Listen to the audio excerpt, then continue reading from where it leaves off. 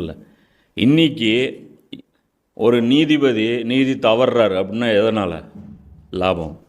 ஒரு காவல்துறை அதிகாரி அவர் தன்னுடைய கடமையை மீறுறாரு அல்லது துஷ்பிரயோகம் பண்ணுறாருன்னா எதுக்காக? லாபத்துக்காக. ஒரு ஆலிம் ஹக்கை சொல்ல மாட்டேங்கிறார் அப்படின்னா எதுக்காக? லாபத்துக்காக. அப்போ லாபம் தான் உங்களுடைய கடவுள், இதுதான் உங்களுடைய சிலை. இதுதான் அல்லாமா இக்பால் சொல்வார்.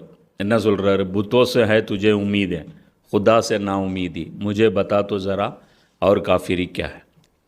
சிலைகள் மீது உனக்கு அவ்வளோ நம்பிக்கை இருக்குது, ஆனால் அல்லாஹ் மேலே உனக்கு நம்பிக்கையே இல்லை. அல்லாஹ் பார்த்துக்குவாங்கிற அந்த துணிச்சலோட உண்மையை பேசக்கூடிய அந்த நிலை என்றைக்கு வருதோ அப்போ தான் நம்ம ஒரிஜினலாக முஸ்லீம்னு அர்த்தம்.